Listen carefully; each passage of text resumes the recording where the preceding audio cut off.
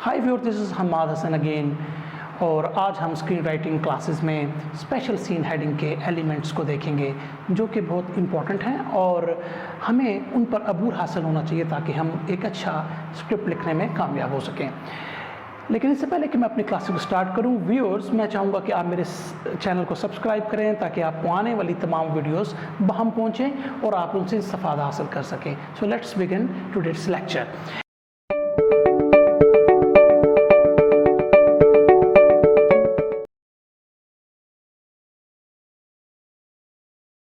कई दफ़ा आपने देखा होगा कि राइटर्स को ये समझ नहीं आती कि हमें ड्रीम बताना है या फ्लैशबैक बताना है तो वो हम कैसे बताएं, वो कैसे, यानी मिसाल पर कई दफ़ा ऐसा होता है कि पूछा जाता है कि सपोज़ एक सीन चल रहा है और फिर एक शख्स ने एक ख्वाब देखा है, उस ख्वाब के अंदर दूसरे सीन अब हम कैसे दिखाएं।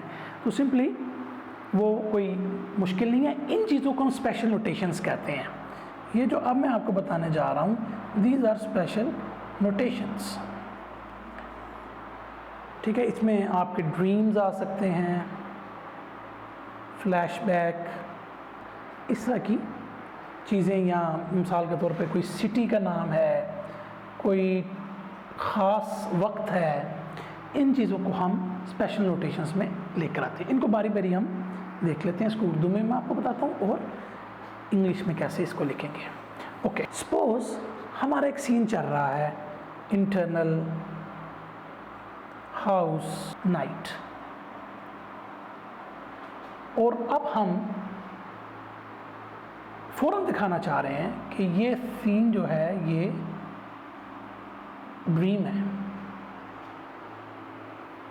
दिस सीन, एक सीन आपने पीछे ख़त्म किया, अगले सीन में आपने ये किया और ये ड्रीम है।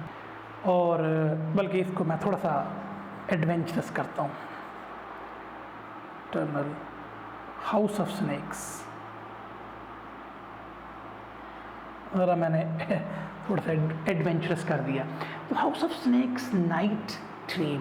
अब इसके नीचे आप जो कुछ लिख रहे हैं वो डायरेक्टर को पता है कि ये एक्चुअल टाइम में नहीं हो रहा, ये उसका ड्रीम है, ये इसका कोई तल्लुक़ है कि नहीं, ये एक बात की बात है, लेकिन फ़िलहाल इसका सीक्वेंस ऑफ सीन्स के साथ माइट नॉट बी इतना डायरेक्ट तल्लुक़ हो, लेकिन उनको ये ज़रूर पता है कि ये ड्रीम है और इसको हमने उसी लिहाज से पिक्चराइज़ करना है।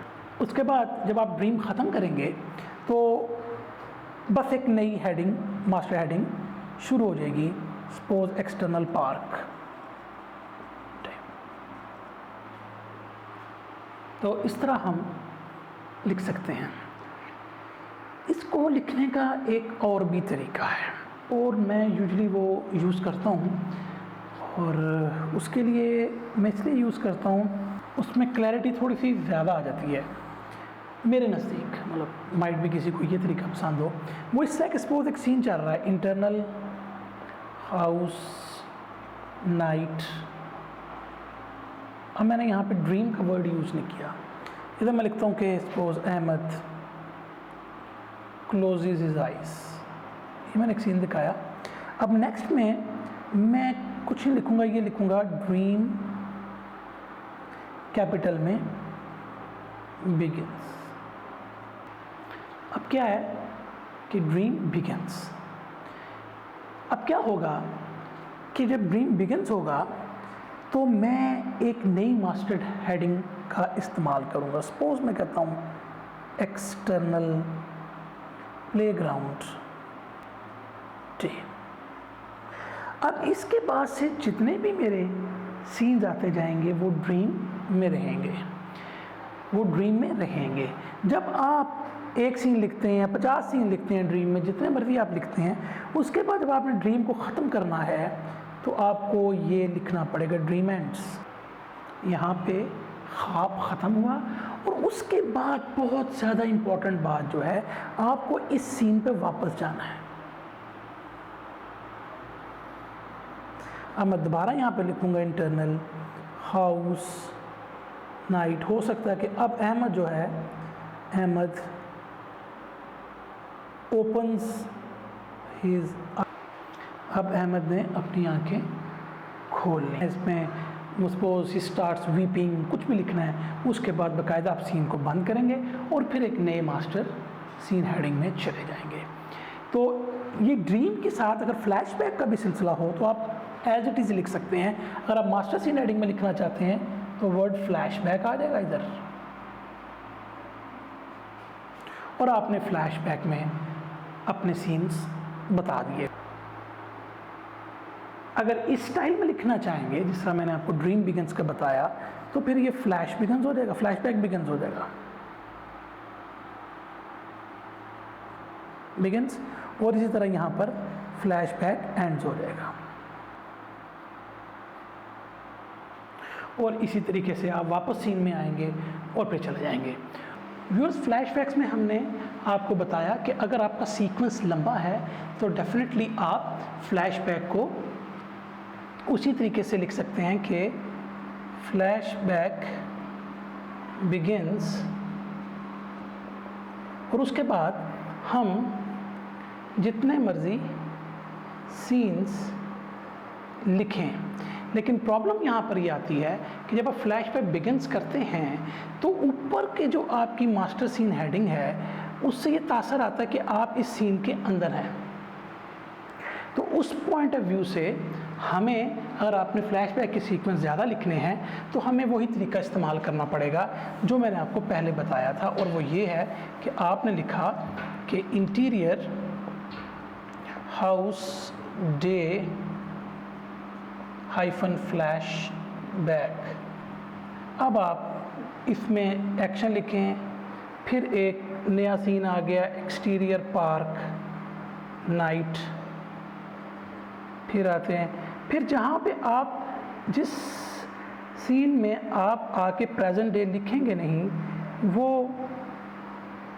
आपका फ्लैशबैक ही रहेगा। तो इस तरीके से जितने अगर आपके सीक्वेंस हैं तो आप उसको ऐसे लिखेंगे। इसमें एक अगर आपके करैक्टर का कोई विजन है, जिस तरह डे विजन होते हैं, तो सिंपल आप बिल्कुल उसी तरह जिस तरह फ्लैशबैक आपने लिखा था इस तरह आप सपोज लिख सकते हैं अहमद्स विजन। क्या विजन कुछ भी हो सकता है, जंगल, कोई विजन है और उसके अंदर आप लिखते हैं ये उसका विजन है, वो बैठा हुआ है, वो ड्रीम नहीं है, उसको एक विजन है, उसने जंगल को देखा है और ये इसका विजन है। इसी तरीके से हम एनिमेशन की, अगर आपकी कोई फिल्म में ज़रूरत पड़ रही है, एड्स में अक्सर ज़रूरत पड़ती है, तो उसको आप वही तरीका animation, suppose Ahmad meets super hero, या वही एक्सटीरियर पार्क सपोज डे और हाइफन और एनिमेशन, वही तरीका। और फिर आप यहाँ पे जाएंगे, उसके बाद आप एनिमेशन को एंड करेंगे।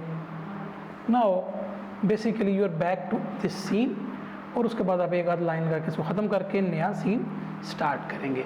तो मुख्तलिफ वेज़ अब मैंने आपको बता दी हैं, फ्लैशबैक के, ड्रीम्स के, एनिमेशंस के, विजन के, आप उनको खुद मैनिपुलेट कर सकते। उर्दू में हम सिंपली ड्रीम के लिए वर्ड यूज़ कर सकते हैं ख्वाब।